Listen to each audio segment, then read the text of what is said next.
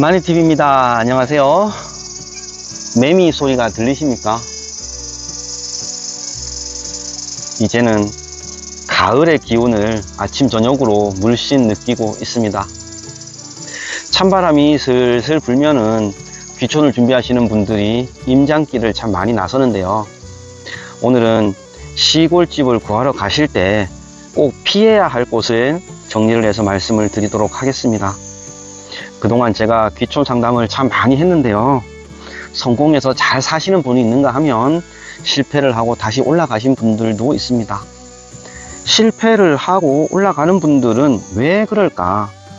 각자의 이유가 있겠지만요. 공통적인 부분들이 있습니다. 그래서 오늘은 제가 거기에 대한 정리를 해서 말씀을 드릴 테니까 현명한 선택을 하기 위해서 이런저런 꼭 피해야 할 함정 같은 요소들이 있는데 이 부분을 잘 정리해 드릴 테니 시골살이를 준비하시는 분들은 꼭 명심해 주시면 좋겠습니다. 성공적인 귀촌의 첫걸음을 하기 위해서 피해야 할 5가지 함정. 그 첫 번째는 접근성이 극도로 떨어지는 외진 곳입니다. 많은 분들이 마을과는 동떨어진 외딴집을 찾는데요. 왜 그럴까요? 시골의 한적함과 고요함은 큰 매력이지만 너무 외진 곳은 생활에 큰 불편을 초래합니다. 오히려 고립감을 느낄 수가 있지요. 구체적으로는 읍내나 면 소재지와의 거리가 차로 30분 이상 걸리는 곳은 평소 장보기, 병원, 그 다음에 관공서 이용 등 기본적인 생활 인프라 접근성이 현저히 떨어집니다. 산불이나 다치기라도 한다면 병원이나 소방서의 도착 시간도 그만큼 늦어지겠죠. 제가 얼마 전에 벌초를 하다가 벌에 쏘였는데요. 읍내에 있는 응급실까지 차를 끌고 가는데 왜 그렇게 멀리에 느껴지는지요. 그래서 특히나 아플 때는 너무 외진 곳은 큰일 납니다.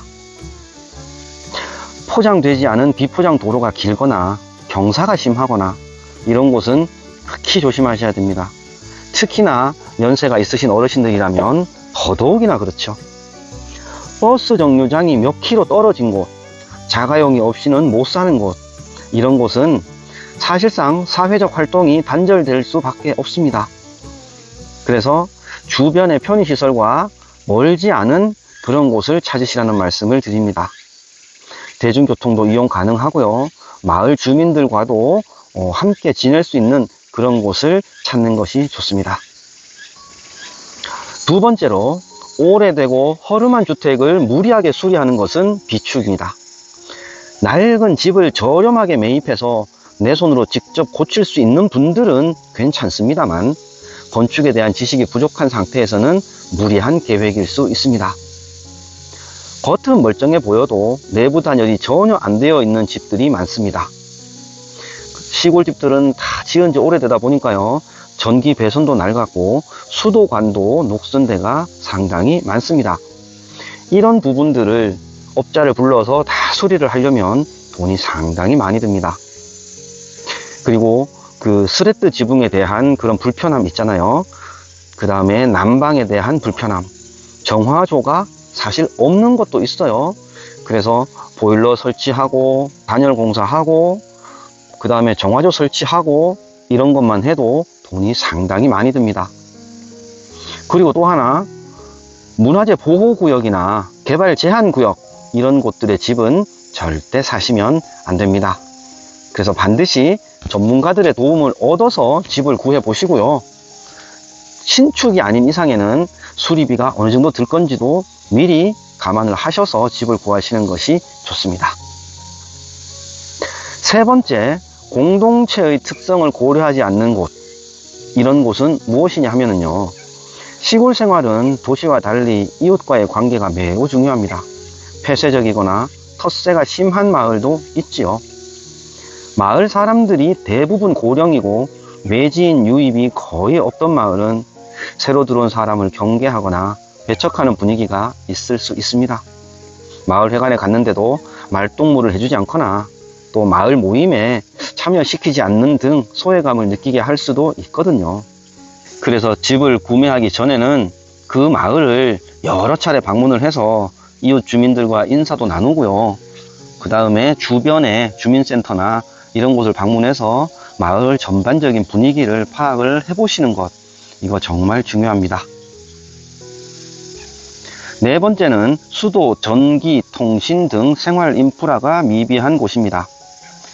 풍경이 정말 좋다고 해서 그 풍경만 보고 덜컥 계약했다가는 생활 자체가 어려워질 수도 있습니다.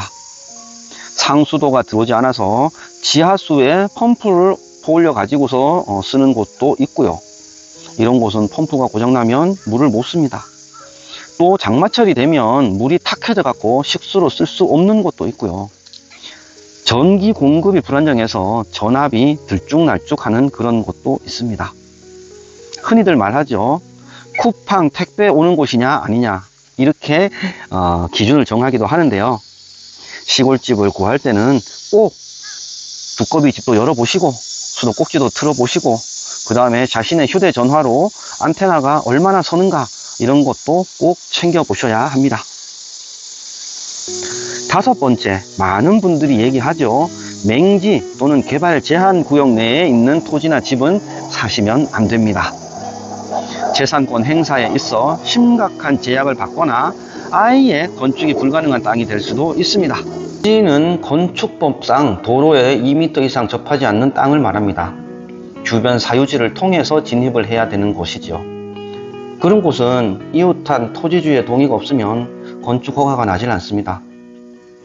또는 농업진흥구역 내의 토지는 농사를 짓는 목적 이외의 건축 행위가 엄격하게 제한됩니다.